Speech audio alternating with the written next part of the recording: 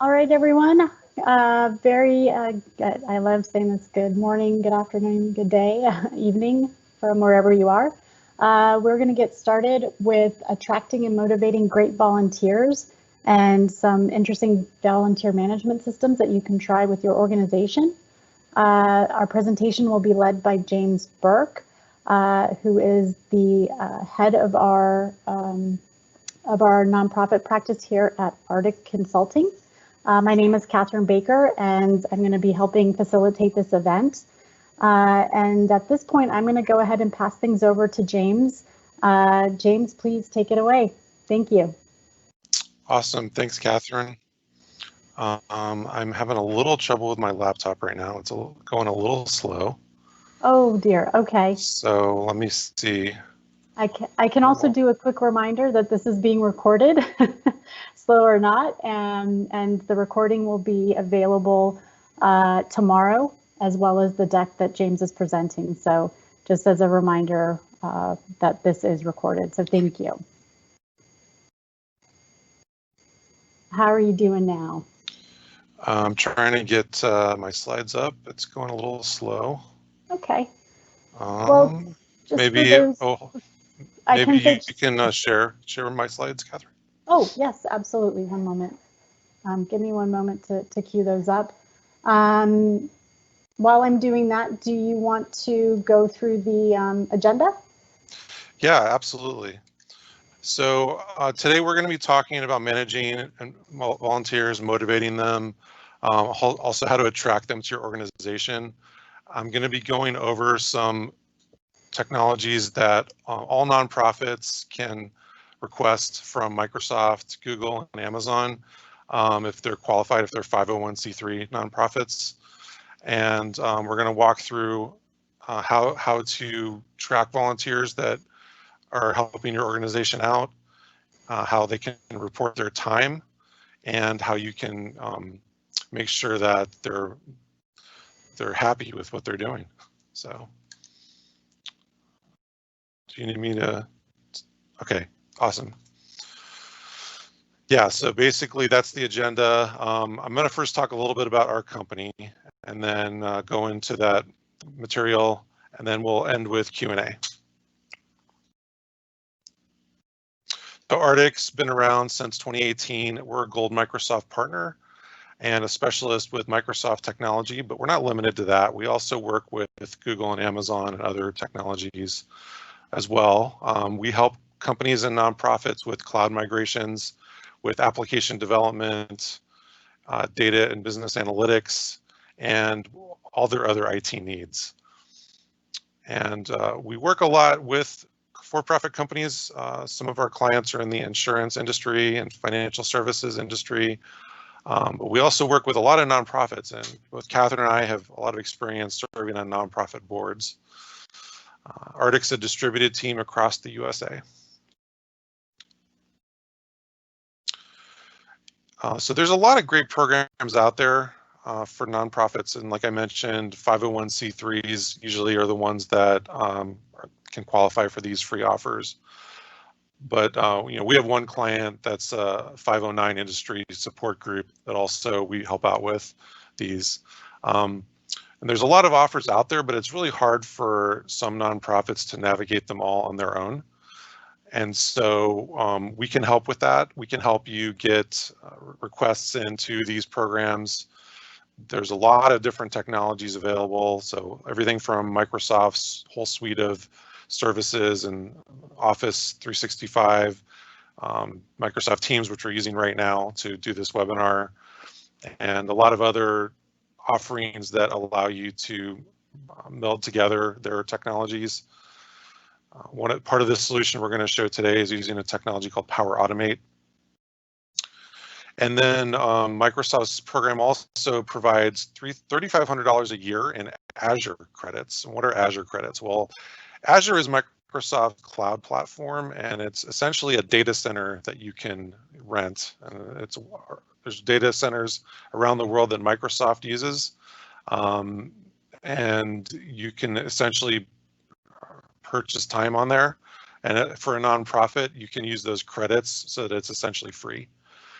There's many services that Azure has, but the ones that are most relevant to nonprofits would allow you to host your website or to create internal applications that support what your organization does. Like I mentioned, we're not limited to Microsoft. Google also has a similar offering, Google for Nonprofits, which provides G Suite, Google Docs, Google Drive, and all their tools. And then Amazon also has a similar offering for their cloud platform, AWS, and they provide $2,000 a year for nonprofits. So a really smart nonprofit might go out and get more than one of these offers and see what is the best fit for them. Go on to the next slide. So I want to talk today about volunteers. I've been a volunteer for a lot of different nonprofit organizations. Just yesterday, my wife and daughters went and did a beach cleanup as part of the Martin Luther King Day of Service, and I joined them during my lunch hour. Catherine, I'm sure you've got some experience volunteering as well. Tell us about that. Sure. Yep, I'm here in Orange County, and there's lots of opportunities to get involved with nonprofits. There's a large one here called Second Harvest Food Bank. Have done some work with them, and they actually are a great example of someone that has a large volunteer population and most likely a need for organizing them when you talk about this in the future, which is actually also your demo, and then also work with a lot of arts councils across the really the United States. So exciting to hear what we can do for our nonprofit partners. Awesome. So how do you attract a new volunteer? Volunteers are the lifeblood of a lot of nonprofit organizations.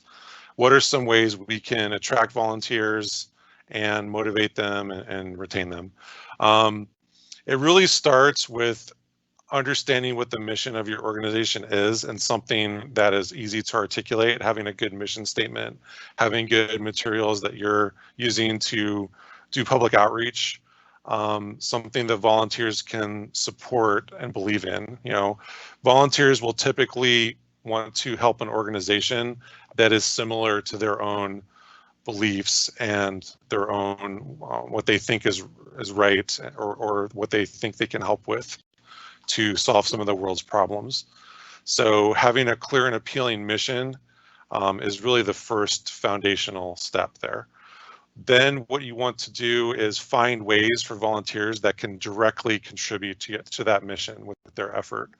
You don't want to have a volunteer that's bored when they're helping you out. They're going to leave really quickly. You want to have something that they can really sink their teeth into and they can feel like they're helping with the problem you're going after as an organization. Another thing you should look at is what are their current skills and what do they want to learn? Often volunteers will join a nonprofit to learn new skills. And that might be something you ask them up front. Are there specific new skills you would like us to help you learn, or that you're working on your own? And how can we find opportunities at the nonprofit that leverage those skills and give you and put you in positions where you can develop those skills? You also want to kind of understand their expectations. What do they expect to do if they were to come volunteer for your organization, not knowing anything else? What are their sort of expectations?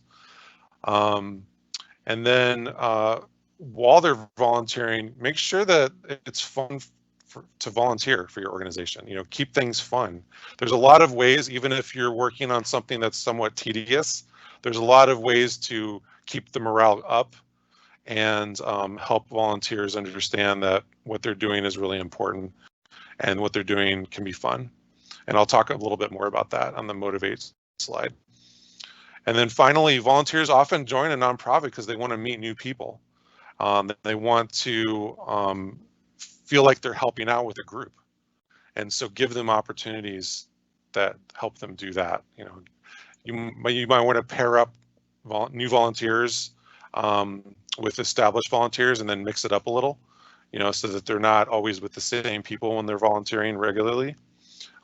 That's also a good thing to do. Go ahead and do the next slide. Let's talk a little bit about why volunteers leave, because that'll help us understand how to motivate them. DonorBox did a study of why volunteers left, and they came up with all these reasons here. So they were underutilized. You know, if a volunteer's idle or has time, but they're not matched up with opportunities, that will cause them to get dissatisfied and not want to volunteer for that organization anymore. If while they're volunteering, the atmosphere is kind of tense or cold or impersonal, you know, like I mentioned, you want to keep things fun, keep things light, keep things upbeat, and that if you don't do that, this is one of the consequences. Volunteers like to make suggestions that the organization then acts on, and so if they have a good idea and talk about it to others, talk about it to the leadership of the nonprofit, but it's not acted upon, or they send a suggestion in and no one ever responds to them saying that, thank you, we've received your suggestion and we'll take a look at it, that will cause them to leave as well. Having a connection between what the volunteer does over time. If they volunteer for one shift and then a couple days later volunteer for another shift and there's no advancement, they just feel like they're free labor for you. They're not, you know, if there's nothing that's building on itself while they're volunteering, then that will cause them to feel like, what's the point of me volunteering? I'm not really doing anything. I'm just kind of a cog in the wheels and not really making an impact. That will also cause them to leave. This next one is one I've definitely experienced. Veteran long-term volunteers wouldn't let them into their insider group.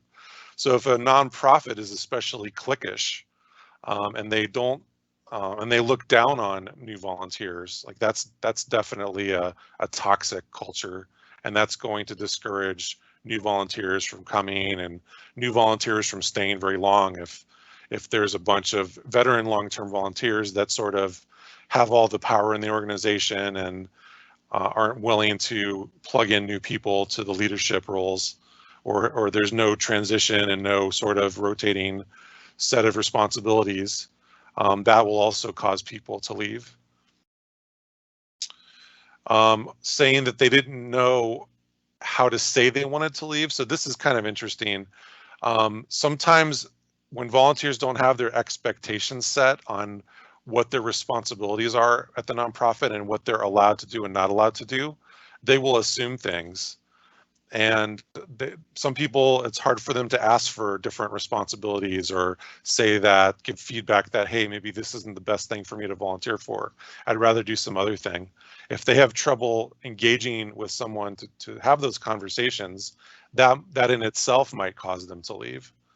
You know, if they feel, and that's kind of goes back to the atmosphere is impersonal. So you want to check in, and I'll get to this more in the next slide. You want to check in with people, make sure that their expectations are set and that you're keeping them happy with what they want to work on. And then this next slide, you know, employees and senior staffers treated them as an interruption, not as welcome, anticipated help. Again, that's kind of, you don't want to be cliquish and you want to appreciate your volunteers. You want to make sure that you're acknowledging that they're making an impact on what you're doing at the organization and giving them recognition for that. And then finally, the reality of the experience was not what they expected when they signed on. That goes back to setting expectations. Next slide, please. So here's some ways to motivate volunteers.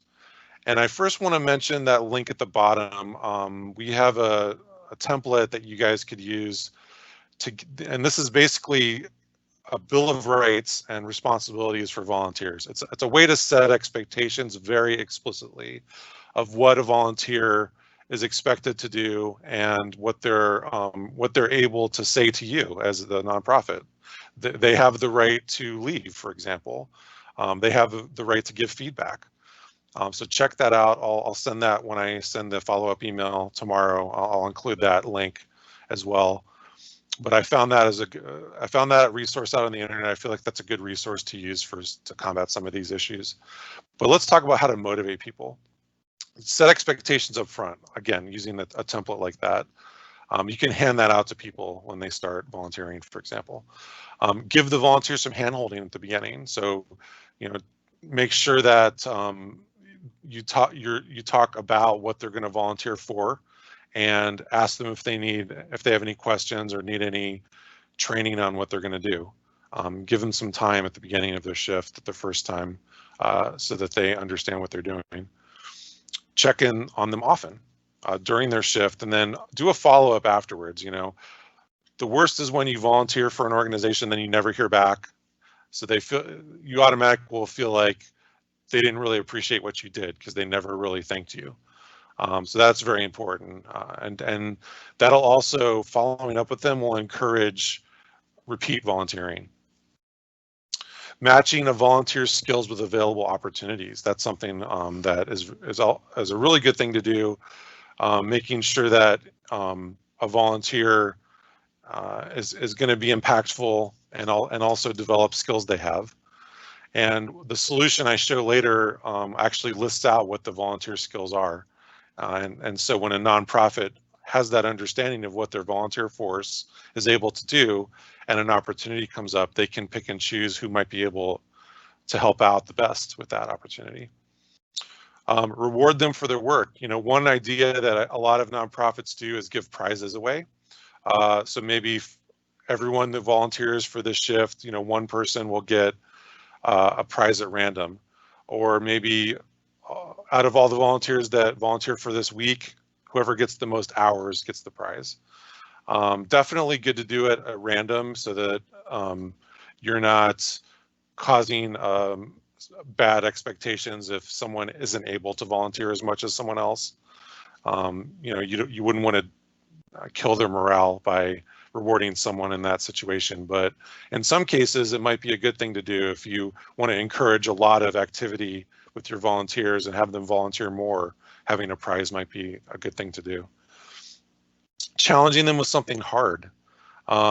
Delegating, delegating leadership responsibilities, delegating, if you have people working at a specific location for that day, maybe giving them temporary lead roles and responsibilities. That can challenge people, especially young people, to grow and develop skills, develop leadership skills. And again, make it a fun and enjoyable experience. There's lots of ways to do that. Like I've worked in volunteer situations before where they had music playing, and that in and of itself made it a little bit more fun. Or you had someone going around just talking to people and making sure everyone was upbeat and enjoying what they were doing. So making it fun and enjoyable is definitely important. And then afterwards, giving them a shout out on social media is also a good way to reward volunteers in a way and give them the recognition. Yeah, you can click those bullets there, Catherine, thanks. Yeah, of course. Sorry, it takes a little while for it to show up there. No worries. So in the US, the average value of a volunteer per hour as of last year is $27.20. And that's according to a study that's done yearly by independentsector.org. That will likely go up this year. So that just illustrates how impactful volunteers are and how, as a nonprofit, paying staff versus getting good volunteers is really impactful for an organization and can allow you to do more things. Also, many companies, many Fortune 500 and smaller companies will provide matching donations to a nonprofit if a volunteer reports their hours. And so, I used to work at a company, Microsoft, that would do this, and it made me very popular at the nonprofit because if I was able to donate 10 hours of time, that added up to a check that they got, and that was bigger than some donations they got. So, and we'll talk a little bit about verification of volunteer hours as well. But the solution we have today will record volunteer hours, and it will assist with that type of record keeping and verification. Volunteers are 10 times more likely to donate to an organization than non-volunteers. That's a very important and little known statistic that you can actually tap into your volunteer pool for donations, and they are very willing to do that. And so that's often a neglected area when you have a fundraising campaign, is to go look at the volunteers, because some people, some people might assume, well, they're volunteering already. I don't want to go ask them for money in addition to that. Well, they're 10 times more likely to give you that money than someone off the street, someone that's just hearing about your organization for the first time. So definitely leverage that. And also that's another reason why keeping volunteers happy is so important, because they may be some of your donors as well.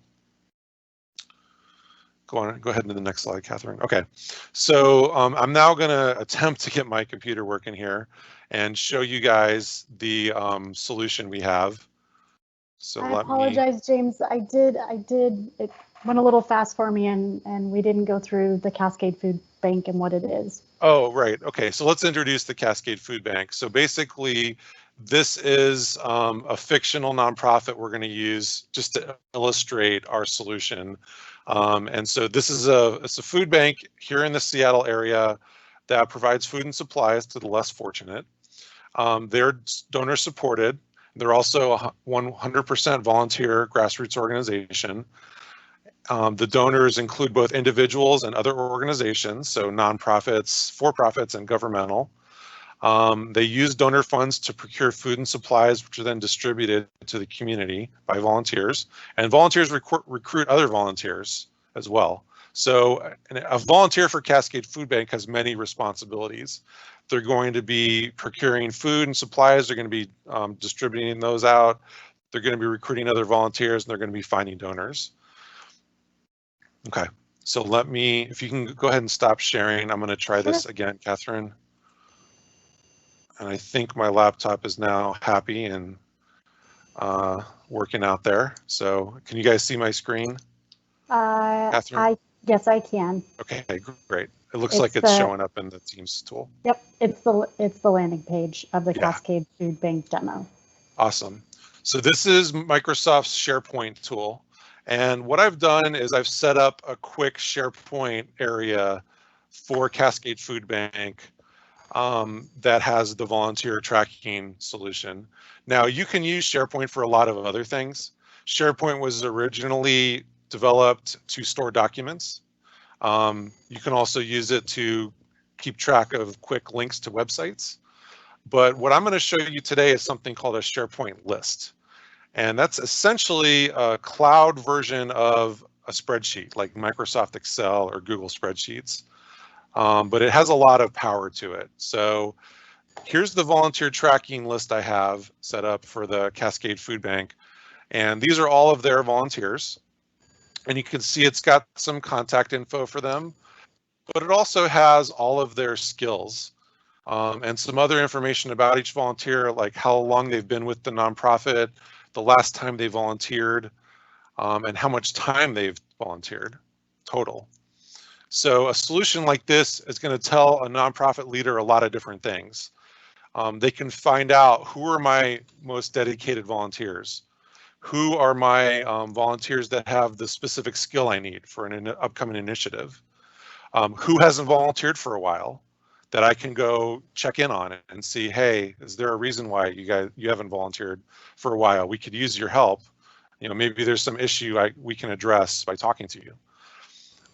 And also this solution happens to track the amount of their last donation, because as I mentioned, often volunteers are your best donors.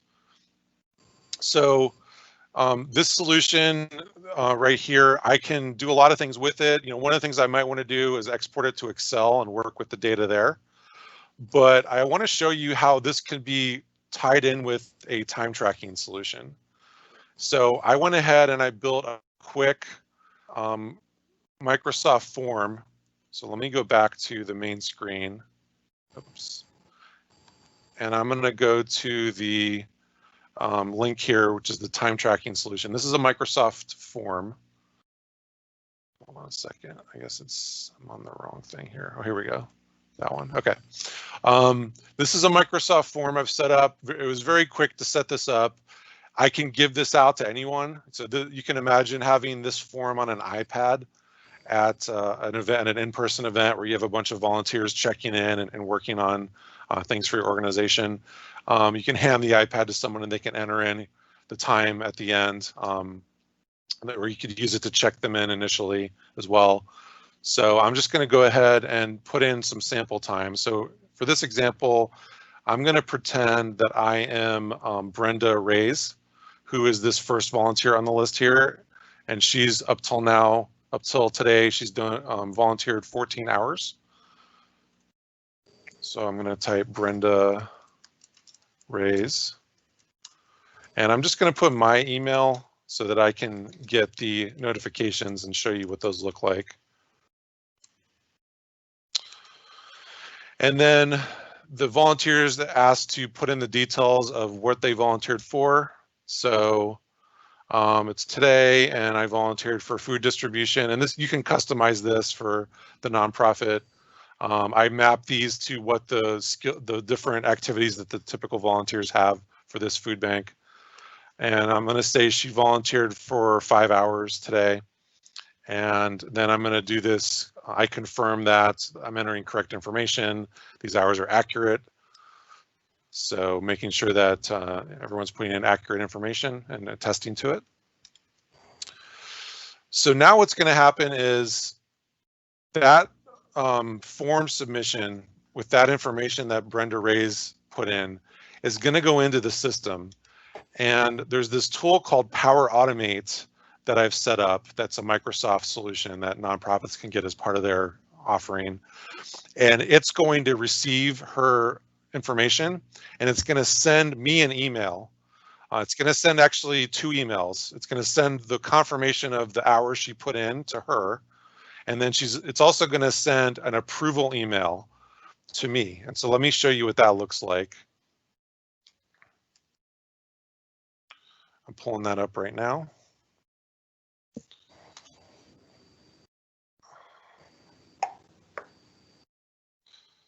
And basically, if I'm a senior staffer at the nonprofit, I can make sure that she actually worked those hours. I can click this approve button as soon as it loads here.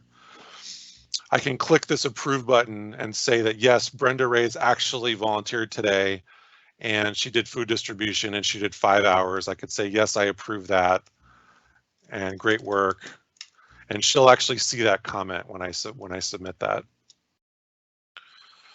So I'll get the email as the volunteer senior staffer that is approving hours for all the volunteers.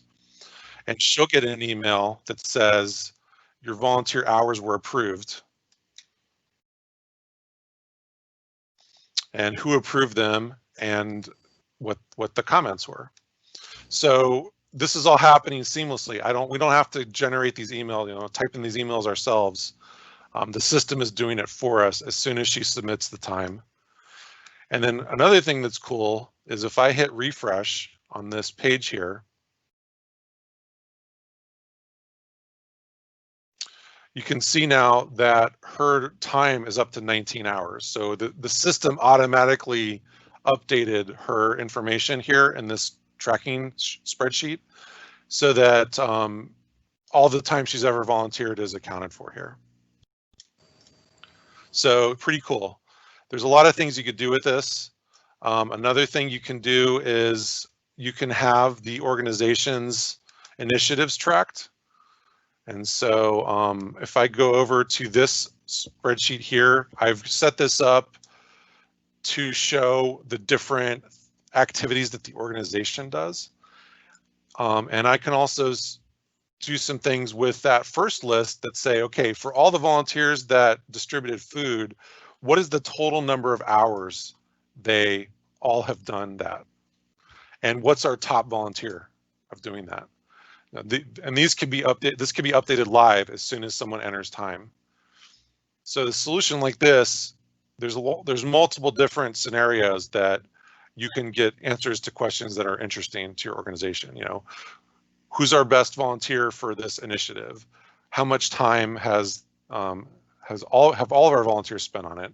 This has live updates, and so it's seamless.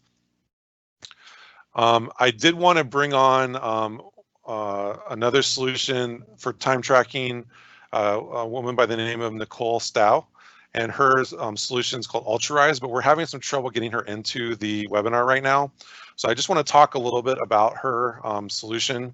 Let me flip over to her slide. Give me 1 second here. So apologies, Nicole. We're having some technical difficulties today, but this is her solution here. It's called Ultrarise. And this is a mobile app that is specialized on the verification of volunteer activity. So if I'm a volunteer and I am spending time for a nonprofit, I can enter my hours into Ultrarise, and it gets reported to the nonprofit. But what's great about this tool is the nonprofit can go verify that I actually worked those hours really easily. And also, if I'm applying for a program at a university, or if I'm applying for a job and I'm saying that, hey, I volunteered at XYZ nonprofit, the university or the company can also use Ultrarise to verify that they actually worked those hours. So this is actually a huge area for university students, where they sometimes are not able to easily get their volunteer hours verified by the university, and it sometimes causes them to not be able to get into a university. So having a solution like Ultrarise and allowing that verification to be seamless is a really great idea. And what's great about Ultrarise is it's free for the volunteer. The organization, the volunteer can use it to enter time. If they want to get their own reports, they do pay a subscription fee, which is very small per month. And the organizations, it's free for them. So if I'm a university and I have a lot of my applicants using Ultrarise, I can go download the data that they're using to volunteer, all the records that they've put into Ultrarise. I can download that for free. I can export it out to a CSV and get all the details. You know, if a bunch of my applicants are coming from a specific nonprofit, I can find that really with a few clicks. And so Ultrarise is also putting on a contest right now it's called the Chain Starts With One Challenge. And they're encouraging people to volunteer this year. And they're giving out prizes for the number of hours that people volunteer for. So check out Ultrarise. It's a great tool. And we've been talking with Nicole. You know, Nicole's an example of an entrepreneur that is trying to come up with solutions to help nonprofits. And that's just the kind of thing we like to see. That's what we're also trying to do. And so, you know, the solution that I showed earlier with SharePoint could be easily integrated with a solution like Ultrarise as well. So there's a lot of other solutions out there for volunteer management and for other areas, but having ones that are flexible and custom like SharePoint and the Google and Amazon offerings as well are really great solutions because they're flexible. Okay, so with that, I'm going to go ahead and open it up for Q&A. Oh, great. Oh, sorry, James. I actually was jumping the gun there. I have a couple of questions that came in specific to the food bank. I know we just went through the food bank example. Mm-hmm. What other types of nonprofits could benefit from this? I'm assuming it's not just a food bank only solution, but as you mentioned just now, that it's customized. Yeah, so a lot of nonprofits can make use of this. So I'm actually going to turn my video on. Hopefully that works. Okay, great. Hey, everybody.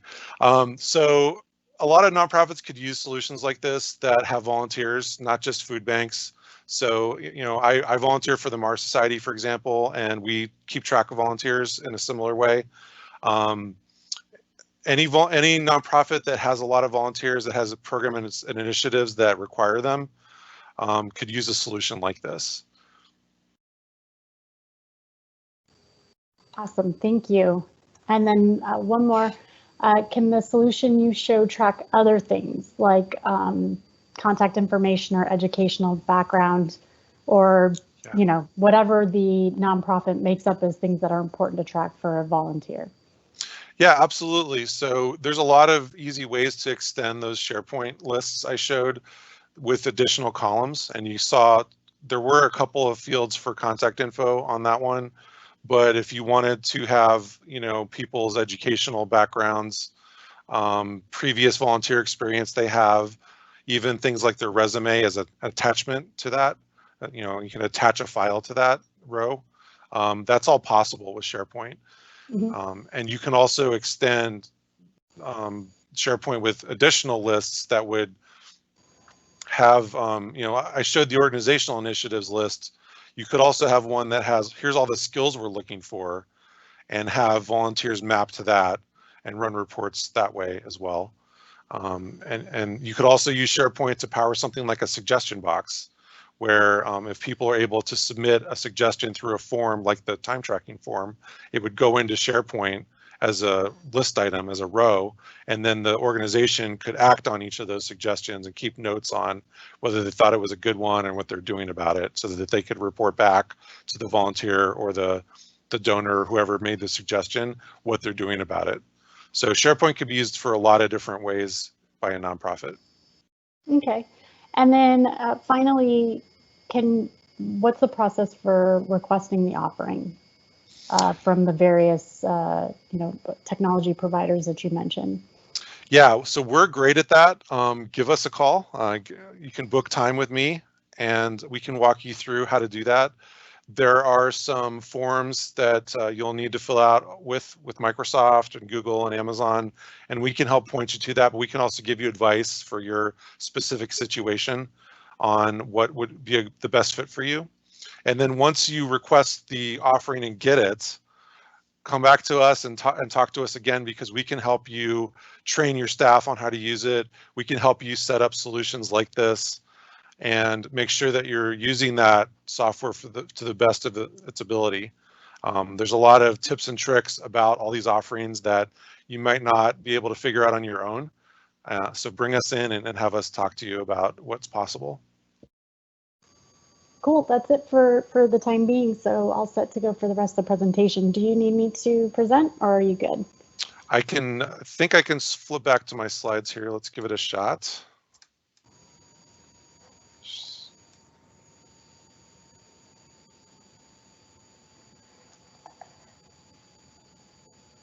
All right, now I need to do that.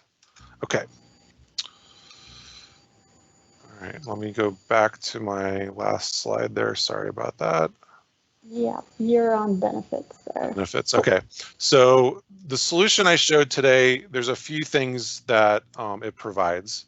So you could save time by providing an easy way to record and report on the volunteer time. So that's, and the fact that it's has that approval layer, and there's also things like Ultrarise that can help with verification of volunteers. That just makes it a better solution than just word of mouth or people emailing you that, hey, I volunteered 5 hours. Can you, record that somewhere? Having a university reach out to the nonprofit, hey, someone volunteered for you 2 years ago, or they're saying they volunteered for you 2 years ago. Is that true?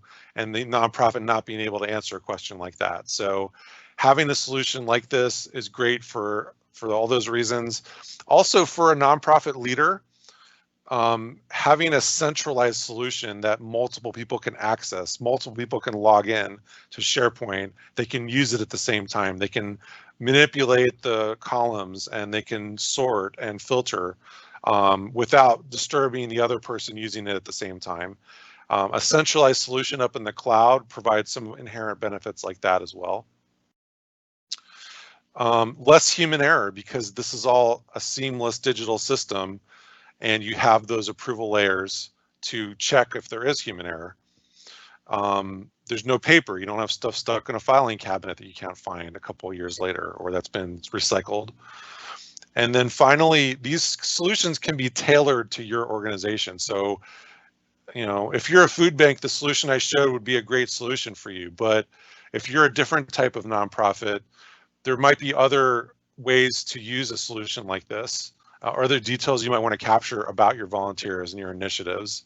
And when people volunteer, not just the hours, you want to know other things like what maybe they were interviewing people as part of their volunteer shift, and you want to have people capture the results of those interviews or notes about them all into that same form, and then be able to be able to aggregate all that data. That would be possible with a solution like this. So again, SharePoint and these solutions can be tailored to the needs of a specific organization. How could this be extended? We mentioned you can include some more information. You can also put more stuff on the time reporting form. You can also extend that. I briefly showed the organizational initiative screen with, you could put more details in there on why we're going after those initiatives and what are some of the big milestone dates and other things we're trying to plan out for those. All that could be put into SharePoint. You can use SharePoint to manage them in some instances. One thing that you could do with this solution is have a whole series of ways to request and schedule volunteer shifts and report on who worked where, when, after the fact. That can all be easily done. So if you're a nonprofit that has shifts where you need to keep track of making sure that there's full coverage for an event, for example, that can be done with a solution like this. And then finally, if you're a nonprofit that is, delivering things, or like Meals on Wheels, or is going and checking on people, and you have a vehicle that's part of the nonprofit, you could actually integrate a tool like this with GPS and location awareness and things like Google and Apple Maps, so that you can give routes for driving along with this solution. So, because of the depth of integration that Microsoft's tools have with Power Automate, and also with the others, there's a lot of third-party software solutions that can seamlessly be tied in with things like SharePoint. Okay, well, that brings us to the end of our talk today. Are there any last questions, Catherine, from the audience? No, I think we're good to go. So we're good to wrap it up. Thank you, James. Okay, awesome. So we're here for you, all the nonprofits out there. You can book time with us using our bookings form there. There's the URL. I will put this in the follow-up email as well. And we have some other resources for you. Up on our website, there's detailed descriptions of what Artic can do for nonprofits and also for-profit companies. We have some case studies as well. We helped a nonprofit industry group called Northwest Biosolids here in Seattle with their SharePoint installation and archiving about 20 years of documents up on SharePoint and organizing all that. Also setting up a bunch of committee areas they could use. And we also helped another local nonprofit here in Seattle, the African American Reach and Teach Health Ministry, that does AIDS workshops and other healthcare support workshops. We helped them set up Microsoft Project, set up SharePoint, and did some training for their staff on that. Also recently, we helped them migrate some data into that so that they didn't have to use multiple systems to keep track of all their folks. So definitely interesting case studies to read. And then we have on our website blog posts, we call them insights. And so we have insights about how to use Microsoft tools and other companies' tools, how to do your best remote working, and some tips for Microsoft Teams. So check out our insights on our website. And we are actually doing a couple more webinars in the next 2 weeks. I'm going to go into grant proposal tracking and workflow next week, same time next week. And then the following week, we'll talk about donor profiles and donor management and how SharePoint and solutions like that can be used to manage all your donors and increase your fundraising. So we'd love to have you back, and I'll have registration links in the follow-up email for these 2 sessions. And otherwise, thanks a lot for joining today, and I wish you guys the best, and I'll see you next time. All right, thanks a lot, everybody.